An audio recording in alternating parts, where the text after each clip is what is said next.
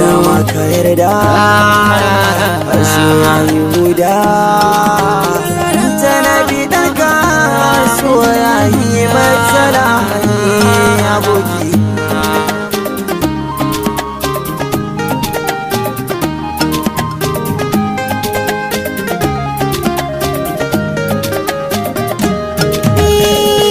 Zo ka lallaba shi ka faɗa mara babban aboki, ka ce so ni ya san ciwon so yana da zafi da raɗaɗi. Zo ka ji aboki shi hali ai daban-daban ne, ka daina yin tunanin za ta yi ma abin da wancan.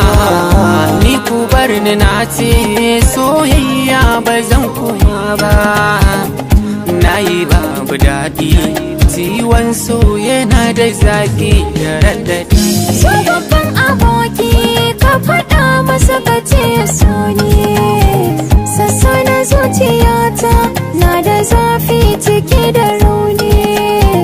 Sanda ke zuciyata ya fi ƙarfin gaban tunani, ya sauya min tunani ba na gane tsawon dare ko kwa safiya.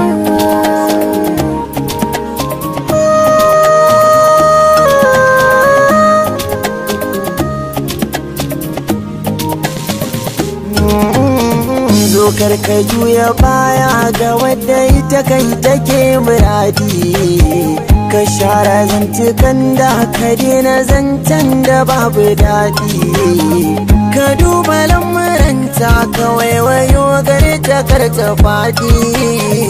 Tawakkali musulmi haka zai sa ta samu sauki a zuciya.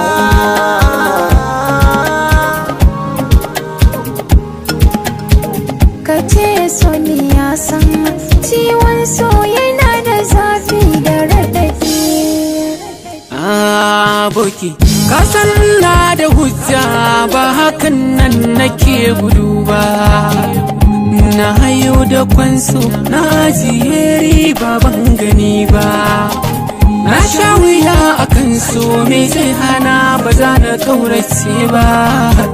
Karka manta aboki so ya sami jiri jiki ya yi wuciya.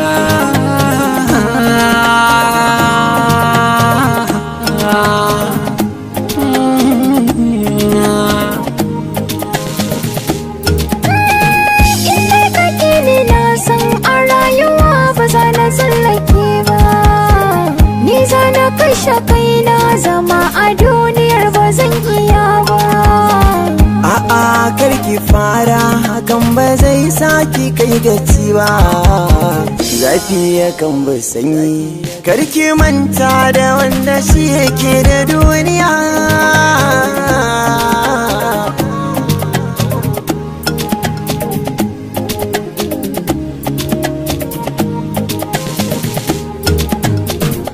Zo babban aboki kamai da komai kamar ba ai ba.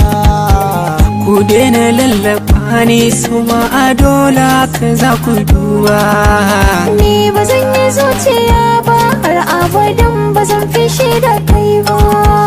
To ku bar ni zan tunani shawara zan faɗa wa raina da zuciya.